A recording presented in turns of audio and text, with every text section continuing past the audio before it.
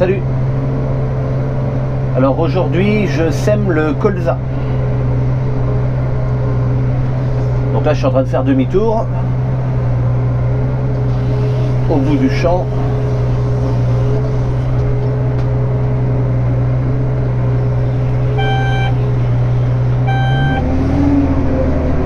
Allez. Donc cette année je vais semer du colza de variété Agropole, environ 38 grains au mètre carré. Nous sommes le lundi 24 août. Là je sème dans la poussière complet, hein. C'est dans le champ de la vidéo de la semaine dernière, le premier champ que tu as vu dans la semaine dernière là. Et en fait, si tu veux, je suis descendu voir tout à l'heure avec papa, il était là, pour voir le réglage du semoir, si tout marche bien, correctement et tout ça.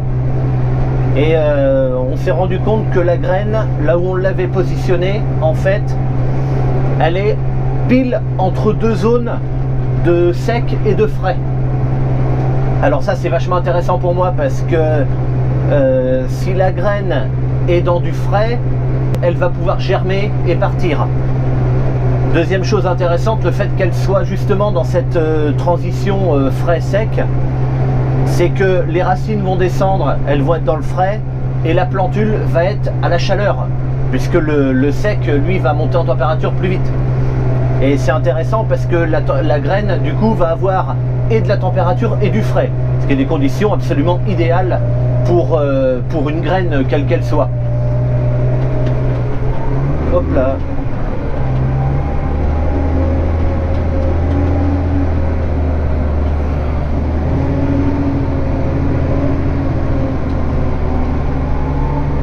Ok, j'ai vu un caillou passer, j'ai ralenti.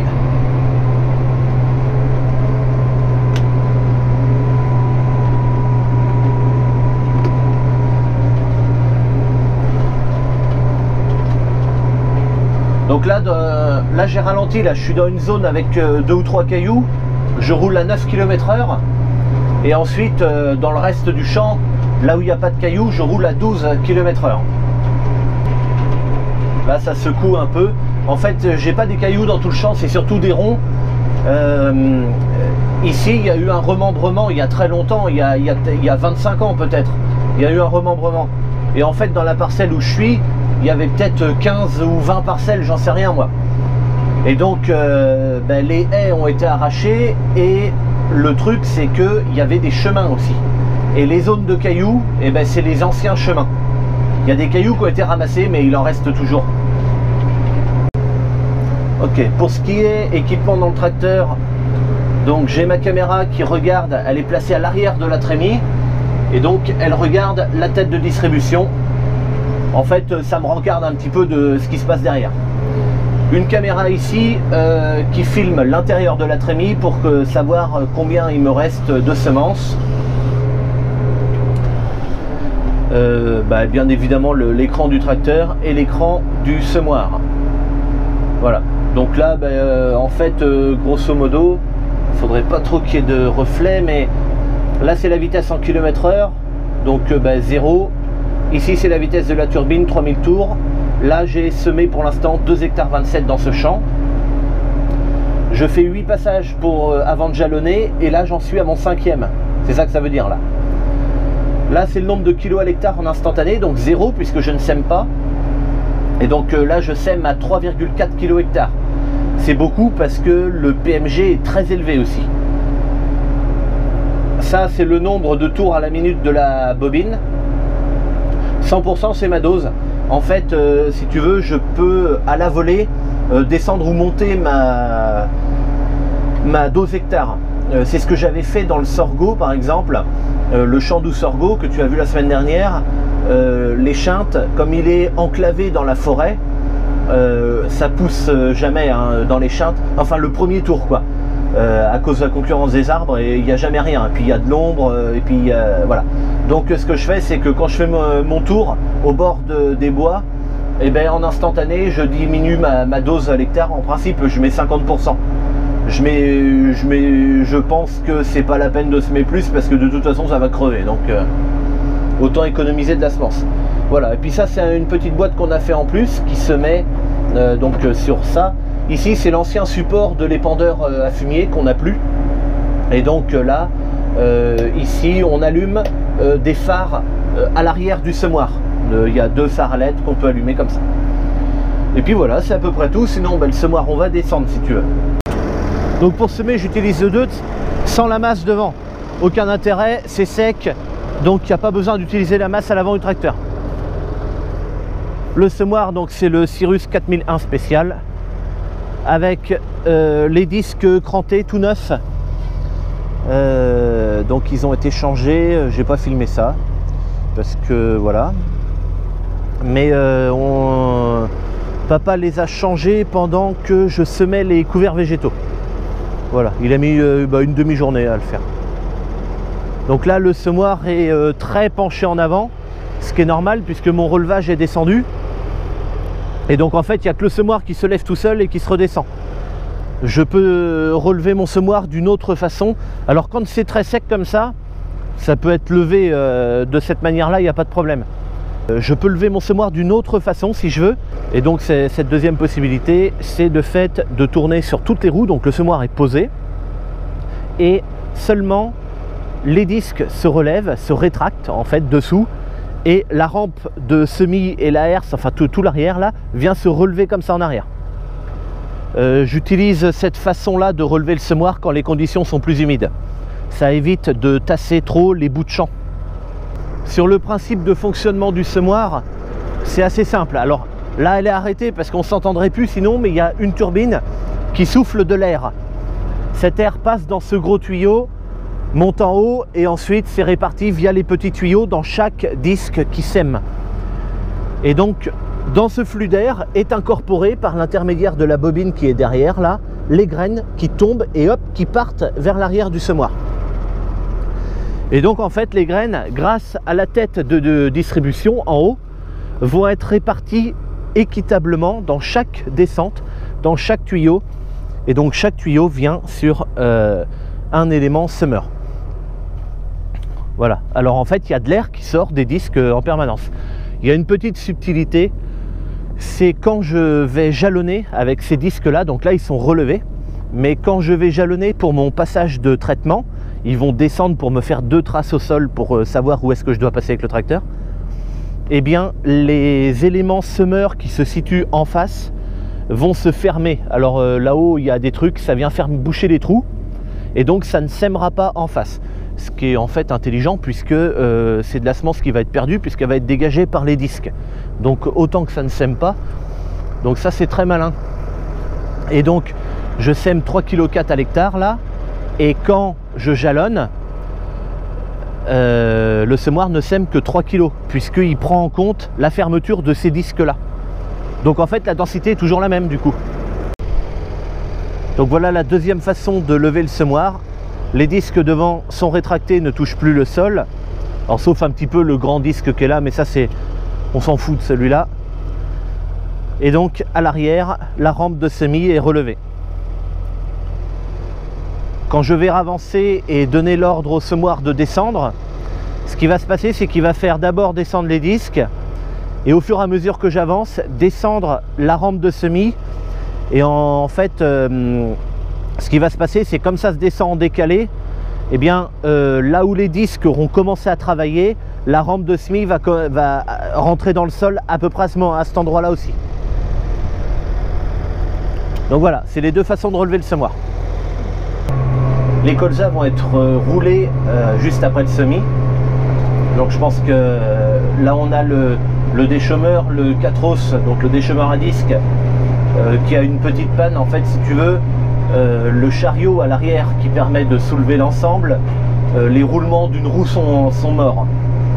Donc les roulements on les a commandés jeudi, et je remercie bien les établissements bio CGBA parce que c'était sûr, on devait avoir les pièces le lendemain matin, et puis le lendemain midi on les avait pas, et puis on devait les avoir le lendemain soir, et puis merde on les avait pas, puis après samedi, puis après dimanche.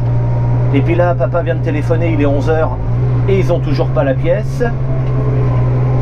Donc tout va bien, c'est pas la peine de faire la marque Amazon hein, quand il n'y a pas de pièce, surtout des roulements. Donc là, ben, en fait, c'est pas compliqué, ils ont jusqu'à midi pour avoir la pièce. À partir de là, j'annule la commande et je la prends ailleurs. Même si je dois attendre 2 jours de plus, j'en ai rien à foutre. Maintenant stop quoi, ils me font chier, tu sais pas. Jamais j'y vais dans cette boîte hein. Et puis ben, tu vois, je me suis dit allez, je vais y aller. C'est vraiment eux qui font Amazon sur le secteur. Alors il y en a d'autres, hein. Douce et Matelin fait Amazon aussi, mais moins, et du coup ben, ils ont moins de pièces. Et ben bon, voilà, je m'aurais mieux fait d'aller chez Douce et Matelin comme je fais d'habitude. Et puis comme ça j'aurais déjà été servi. Enfin bon, c'est comme ça. Donc papa va, oui, donc j'en reviens au roulage. Dès que papa aura la pièce, donc il va réparer la roue, il n'y en a pas pour longtemps, remettre les 2 roulements, la roue et allez hop. Et puis après il attellera le rouleau sur le New Holland, parce que c'est le New Holland qui a le 4 en ce moment.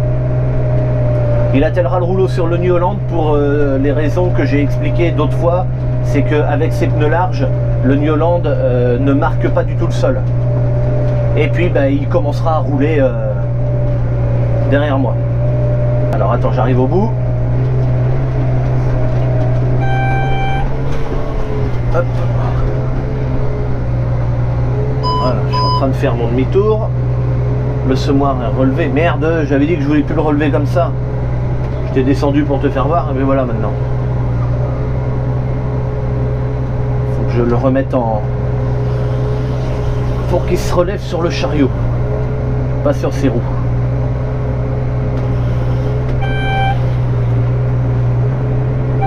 Hop. Allez, c'est reparti. Alors, tout de suite, je vais le remettre. Tiens, je suis en train de jalonner là. Hop. Donc là, je suis en train de jalonner. On voit la petite pluie là sous le dessin du semoir. Ça veut dire que je suis en train de semer. Et il y a 2 traits blancs, alors on les voit peut-être pas, hein, je sais pas ce que ça donne à la caméra. Les 2 petits traits blancs, ça veut dire que ça ne sème pas à ces endroits là, tout simplement parce que je jalonne. Voilà. Donc le colza est destiné à l'alimentation humaine, c'est un colza qui est riche en oméga 3, donc il servira à faire de l'huile qui se retrouvera en bouteille, en magasin plus tard, quoi. Donc qui dit alimentation humaine, dit que j'ai un petit cahier des charges à respecter que lorsque mon colza est transformé en biocarburant, puisque bah, ça se comprend, c'est normal. Donc en fait, ça va m'obliger à utiliser certains produits de l'agriculture biologique, ce qui me pose à moi absolument aucun problème, puisque en fait je le faisais déjà avant. Donc pour moi ça changera rien en fait. Donc ça va être un anti-limace bio, et ça va me faire aussi utiliser des fongicides bio, genre du polyversum par exemple, mais j'utilise déjà depuis plusieurs années ce genre de truc. Donc voilà, pas de problème. Plus de produits bio pour les colzas, c'est normal, ils sont destinés à l'alimentation humaine. Moi je trouve ça très bien. Allez. Là j'ai ralenti un peu, il y a quelques cailloux. En fait il y a une zone avec du caillou, une zone sans caillou, et là je retombe dans une zone avec du caillou. Donc du coup bah, j'ai pas accéléré entre les deux, ça rime à rien. Bon, sinon ça marche quand même. Ça marche bien même. Alors on peut voir que j'ai quand même des pailles à la surface. Mais de toute façon, quand on est en technique culturelle simplifiée, c'est l'inconvénient qu'on subit, hein.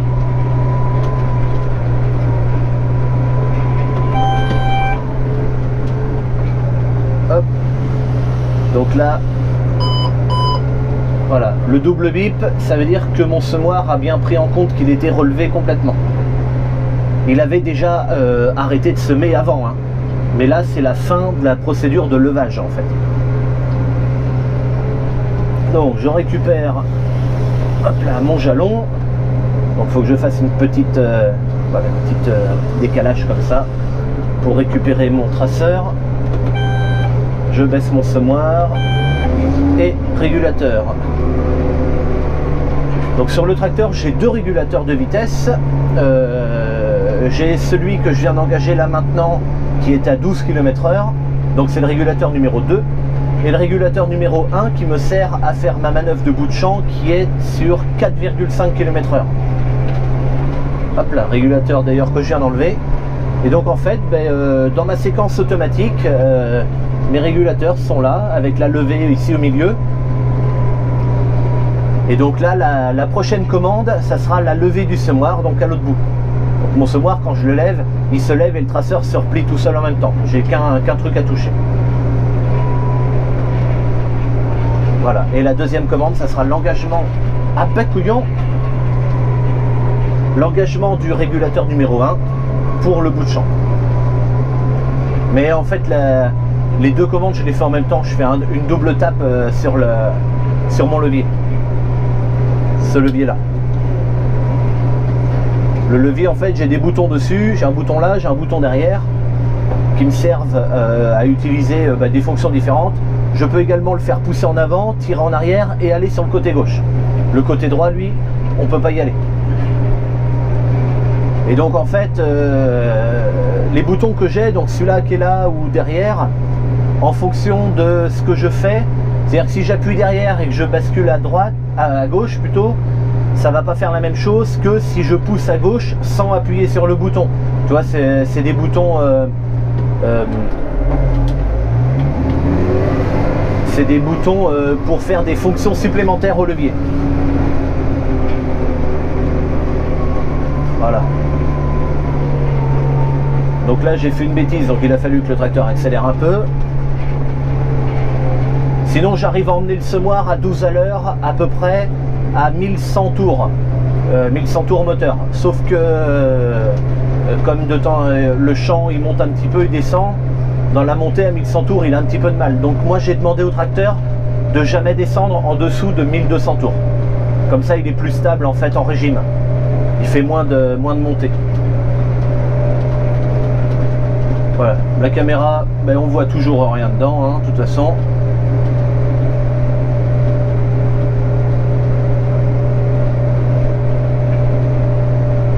Voilà, on voit la semence. Tout à l'heure c'était en noir et blanc quand je l'ai fait voir. Tiens, dedans, ça vient. Le hasard. Quand c'est orange, c'est parce que c'est la bâche qui est orange dessus, le semoir. Et là, si tu veux, la bâche elle est pleine de poussière. Et là, il y a un nuage, là, tu vois, il y a une zone d'ombre autour de moi. Et donc l'ombre plus la poussière, ça fait que ça va passer en mode nuit. Mais là, ça y est, c'est de nouveau passé orange. En mode jour, le soleil tape dedans. Je surveille de temps en temps mon écran de semoir, bien sûr. Pour surveiller mon traceur sur le côté, sans avoir à me retourner sur la gauche, j'ai réglé ce rétroviseur là pour qu'il regarde le traceur.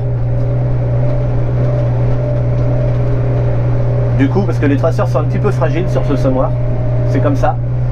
Et du coup, ça me permet de surveiller ça sans avoir à me retourner à gauche. Parce qu'en fait, comme toutes les commandes de mon tracteur sont à droite, c'est toujours plus facile de se retourner sur la droite que sur la gauche.